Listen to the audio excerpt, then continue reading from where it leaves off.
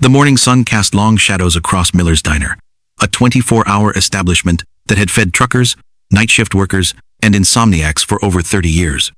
Located just off Interstate 40, it wasn't the kind of place that attracted tourists or food critics. The vinyl booths were cracked, the coffee was strong, and the waitresses had seen it all. At exactly 7:15 a.m., the bell above the front door chimed softly. The man who entered didn't draw attention at first glance. Gray hair beneath a faded Army Ranger tab cap, worn jeans, and a jacket that had seen better decades. His right leg moved with a slight drag, the result of shrapnel that doctors had stopped trying to remove years ago. He was Frank Morrison, though nobody in this diner knew his name or what it had once meant in places most people couldn't pronounce. Frank approached the counter where a young hostess, maybe 19 with bright pink highlights and multiple piercings, barely looked up from her phone. The morning rush was building, and 3 other staff members buzzed around tables, refilling coffee cups and taking orders. "Table for 1, please," Frank said quietly, his voice carrying the measured tone of someone who had learned not to waste words. The hostess glanced up, took in his appearance, the weathered face, the slight limp, the cap that meant nothing to her, and sighed audibly. "Kitchen's backed up. You're looking at a 40-minute wait, minimum." Frank nodded. "That's fine." She looked around the half-empty dining room, then back at him with poorly concealed irritation. "Look, no offense, but you might be more comfortable at the McDonald's down the road. This isn't really," she gestured vaguely at his clothes, "your kind of place." The words hung in the air. Frank stood quietly for a moment, processing what had just been said. Around them, conversation continued. Coffee cups clinked against saucers. Someone laughed at a joke from another table. Normal morning sounds that suddenly felt very far away. "I understand," Frank said simply. He turned toward the door.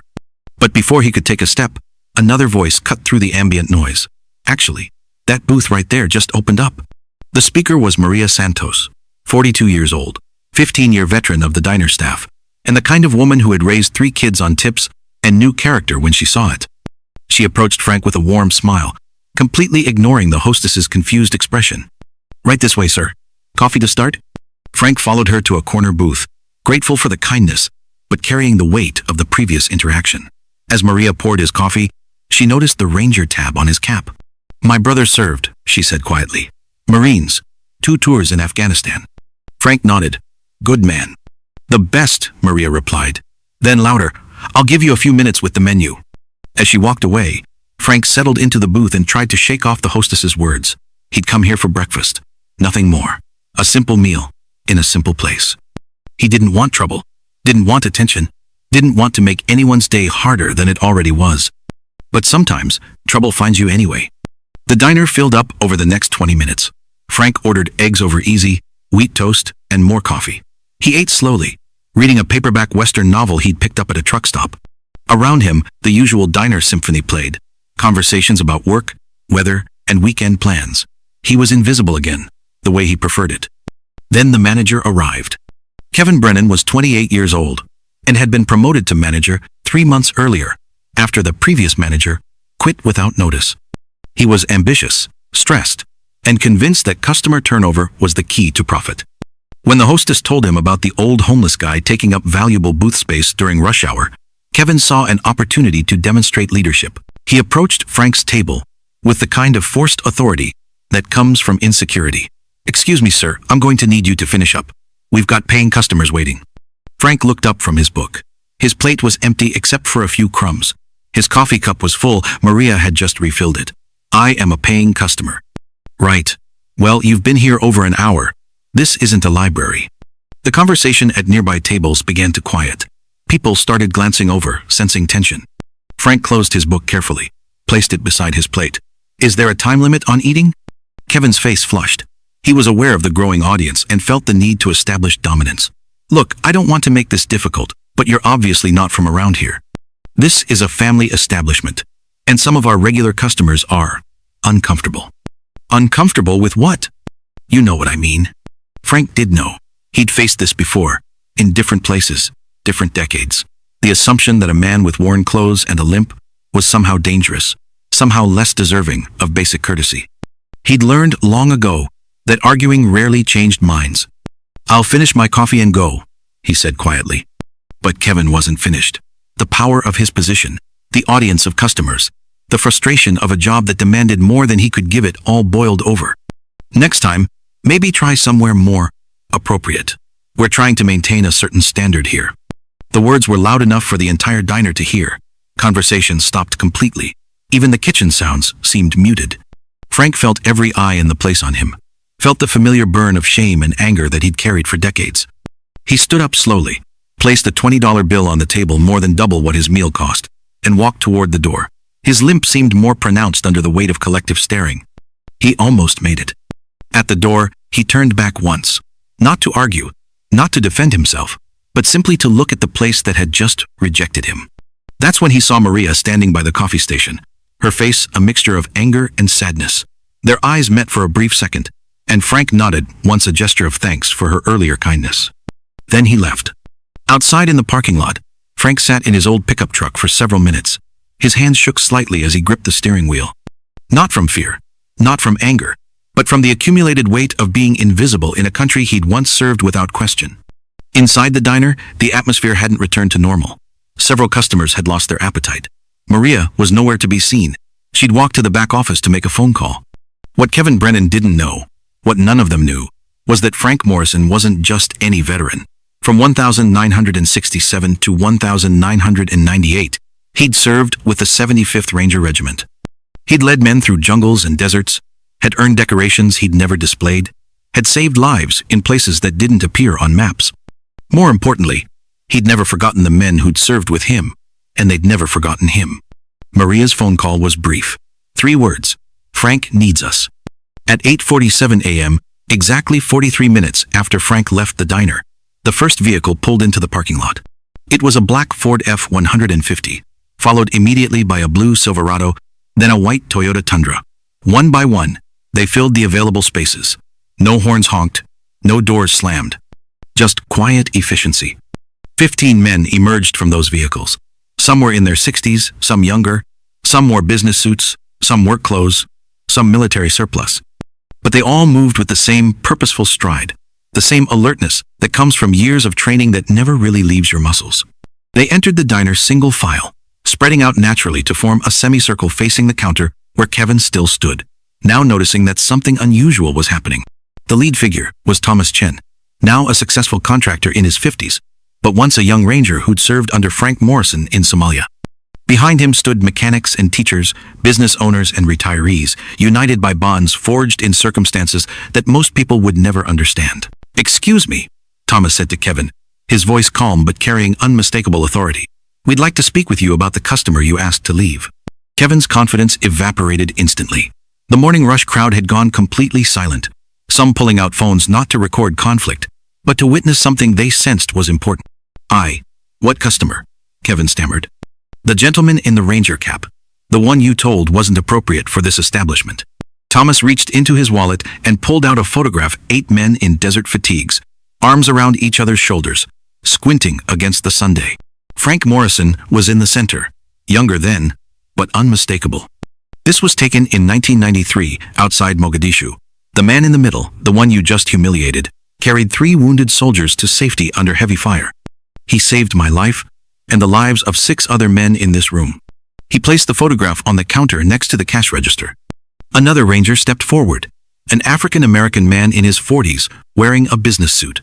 Master Sergeant Morrison never talked about his service, never asked for recognition, never sought special treatment. He just did his job, kept us alive, and then came home to disappear into the background like he was nothing special. A third man, this one wearing work clothes and still bearing the calloused hands of manual labor, added quietly, "He taught us that real warriors don't demand respect. They earn it through service and carry it through silence. But that doesn't mean they should be disrespected by people who've never served anything but themselves." Kevin looked around the room, realizing that every customer in the diner was now listening. The hostess had retreated behind the counter, looking pale and uncertain.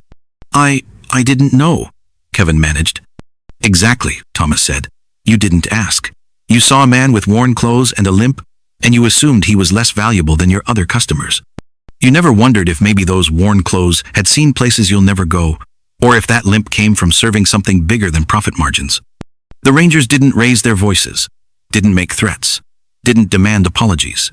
They simply stood there, 15 men who had learned from Frank Morrison that strength doesn't need to be loud.